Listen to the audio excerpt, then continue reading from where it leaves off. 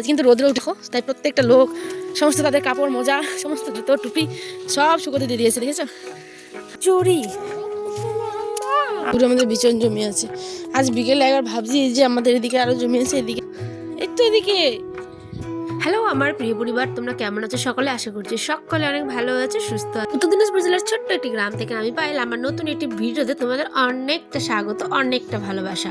চলো, দিনটা ছিল আজ হচ্ছে শুক্রবার, সকালবেলা থেকেই ব্লগটা শুরু করলাম। আসলে ব্যাপারটা এমন হয়েছে, আজকাল যা ঠান্ডা পড়েছে, তাই একটু চলো তোমাদের ভোরবেলার ক্লিপসগুলো দেখিয়ে দিই। আমাদের গ্রামের দিকে দেখো কত কুয়াশা।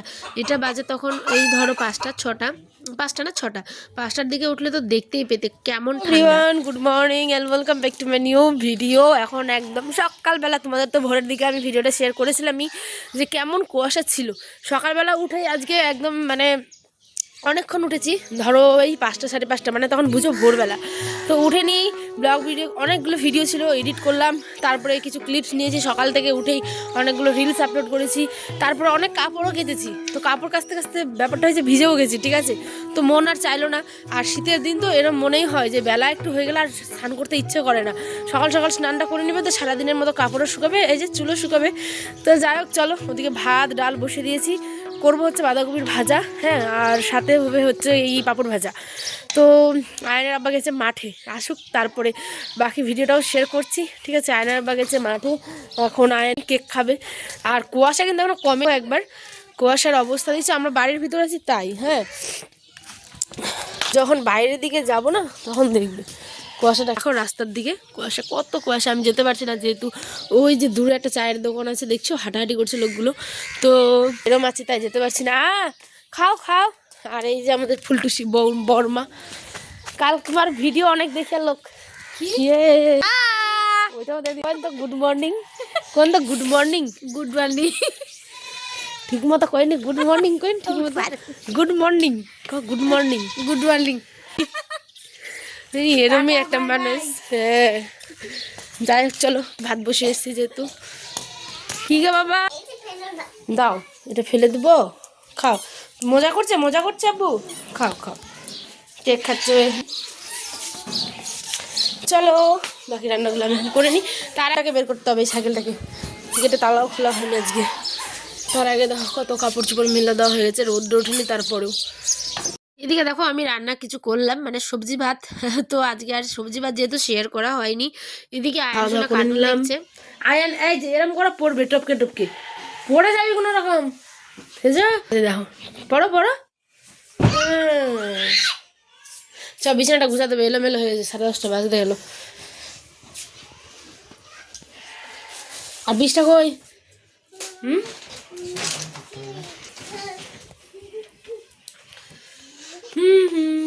এটা আমার আজকের সুইটার, বাপরে, এটা মানে। তো যাই হোক, তোমার দাদাভাই এখন যাচ্ছে, হ্যাঁ। আর এই যে আমি এখন বাড়ির দিকে যাব, তারপরে কিছু কাপড় ভিজাবো, কারণ জানোই তো মানে শীতের দিনে হঠাৎ করে রোদ্র উঠলে কেমন একটা ফিলিং হয়, তাই না বলো? আমাদের গ্রামের সবাই তো অনেক কাপড় ধুয়েছে, দেখতেই পেলে তোমরা মাঠের দিকে আমি যখন যাই, মানে লোকের বাড়ির জায়গা নেই এমন অবস্থা, ঠিক আছে? বাইরে মাঠে নেটের উপরে শুকোতে দিচ্ছে। তাহলে ভাবো যখন হঠাৎ করে একদম 7 দিন 15 দিন পরে রোদ্র উঠে, তখন কত কাপড় হয়। তো আমিও কাচবো, আমিও কেচেছি, ওই যে স্নান টান সেরে নিয়েছি। এখন খাওয়া দাওয়া, আয়নের আব্বা চলে যাচ্ছে, আর আয়ান দেখো সাইকেলে বাবাকে তো একদম ছাড়বেই না। তারপরেই আমরা চলে গেছিলাম খিচুড়ি আনতে। চলো দাঁড়াচ্ছ কেন, চলো তাড়াতাড়ি, দৌড়ে দৌড়ে যেতে হবে, দৌড়ে দৌড়ে চলো আসতে। আর ওই দূরে আমাদের বিচন জমি আছে। আজ বিকেলে একবার ভাবছি যে আমাদের এদিকে আরো জমি আছে, এদিকে যাব। ওইদিকে সকালে আয়নের আব্বা গেছিল। আর এই দিকেও হচ্ছে কি আমাদের পুকুর আছে, পুকুর মানে তেজপাতার বাগান যে দেখানো হয়, তো এই দিকে। কোথায় যাচ্ছ? এদিকে আসো, এই তো এদিকে, এদিকে। তুমি ওদিকে যাচ্ছ কেন? চলো, হ্যাঁ চলো মা, মা চলো চলো, আজ হচ্ছে শুক্রবার, চলো চলো চলো। ডিম খাবে, খিচুড়ি খাবে, সব খাবে ওই, চলো। তো লোকগুলো আসছে দূর দূরান্ত থেকে, এই যে দেখেছো এত বাতাস। চলো চলো তাড়াতাড়ি চলো, হাঁটো। এখানে সমান আছে, চলো। এই জায়গাটা ভালোই লাগে, খারাপ না। গরমের সময় এই জায়গাগুলোতে মানুষ খুঁজে বসার জন্য, জানো। দেখো চারিদিকে কত গাছ বাজার। আসো আব্বু, এদিকে দেখো আমার দিকে। দেখো দেখো আমার দিকে, দেখো আমার দিকে, দেখো আমার দিকে। ইয়ে, আসো আসো আসো। তো এই যে খিচুড়ি নিতে এসেছিলাম আমরা, খিচুড়ি নেওয়া হয়ে গেছে, এবার চলো বাড়ির দিকে যাই। এই যে দেখো বন্ধুরা, খিচুড়ি আর ডিম হয়তো নেওয়া হয়ে গেছে। এখন আমরা এই যে ডিম আর খিচুড়ি নিয়ে বাড়ির দিকে যাই, চলো। বাড়ি এসে রোদ্র যেহেতু উঠেছে, সমস্ত ব্ল্যাঙ্কেট সমস্ত বালিশ সমস্ত কিছু আজ রোদ্রে দিব। আর দেখো ঘরের যে বাইরের যে পর্দাগুলো আছে ওগুলো ছিঁড়ে গেছে, কবে থেকে ভাবছি চেঞ্জ করব, কিন্তু আর করা হচ্ছে না। এদিকে আয়ানকেও স্নান করিয়ে দিলাম। আর দেখো আয়ানকে একদম রোদের মধ্যে স্নান টান করিয়ে এখন জামা কাপড়গুলো পরে দেবে। বালিশ ব্ল্যাঙ্কেট কম্বল সব দিয়েছিলাম রোদ্রে, বন্ধুরা অনেক কাপড় কেটেছিলাম আজকে।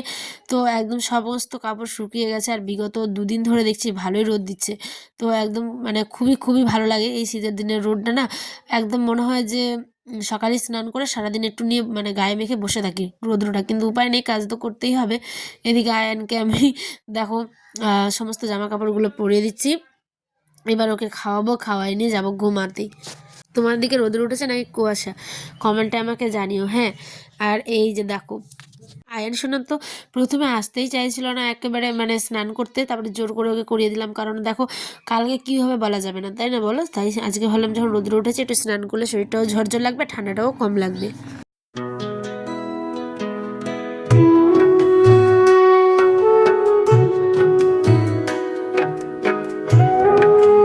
আমি কথাই বলতে পারছি না বন্ধুরা, কারণ কি আমার মানে দাঁতের একদম শেষ প্রান্তে দাঁত উঠছে আবার। তো মাকে বলেছিলাম, মা বলছে এটা বয়সের সাথে সাথে আবার নাকি দাঁত উঠে। তো এটা কি সত্যি, তোমাদেরও কি এরকম হয়? প্রচণ্ড গাল ফুলে গেছে, তারপরে গলা ফুলে গেছে, তারপর তালুটা একদম পুরো ছকছক মানে জলে যেরকম লাল হয়ে গেছে। তো যাই হোক ওই জন্য গলা যেতে ঠিক কষ্ট হচ্ছে অনেকটা, আর কিছু খেতে পারছি না ঠিক মতো, মানে অনেক ব্যথা করছে। এদিকে আয়ানকে দেখো ওর বাবার কাছে এসে এত খুশি, অনেক খরচা করে আনলো বর, ঠিক আছে। আর যেহেতু মানে হাট ছিল আমাদের এখানটায়, তো এই যে দেখো লাফা শাক, তারপরে বেদানা মানে আয়নের ফল, সয়াবিন, জিরে, এখানে চিকেন নিয়ে এসছে আধা কেজির মতো। এদিকে আয়ান খাচ্ছে হচ্ছে মিষ্টি আর পরোটা। তো চলো আয়ানের বাবাকেও আমি একটু খাইয়ে দিলাম, কারণ ওই তো সারাদিন মানে কাজ টাজ করে আসলো, তো ভাবলাম চলো দুজন মিলে খেয়ে নিই। এবার চিকেনটাকে রান্না করব। বড় তো খরচা করে আনলো ঠিকই, কিন্তু আমি ঠিকমতো খেতেই পারলাম না, এটাই আমার মানে খুবই কষ্ট, কারণ আমি কিচ্ছু খেতেই পারছি না ঠিকমতো। খেলেও একদম এক কল ভাত নিচ্ছি গাল, এক গাল ভাত তো 4 গাল জল, এরকম অবস্থা। নইলে খেতেই পারছি না, যে ভয় দিচ্ছি, বারবার গলা ব্যথা করছে।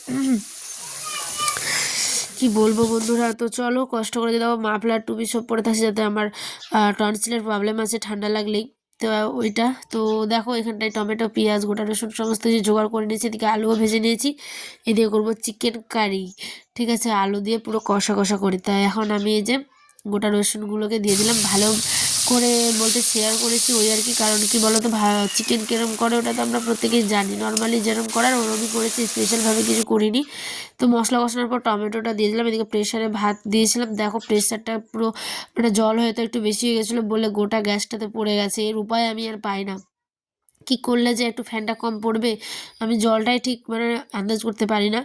তো যাই হোক রান্নাবান্না আমাদের কমপ্লিট, এখন আয়নার বাবা খাচ্ছে, আমিও খাবো। আজ আসি, দেখা আমার ব্লগে, সকলে ততক্ষণ ভালো থেকো সুস্থ থেকো, টাটা, আল্লাহ হাফেজ।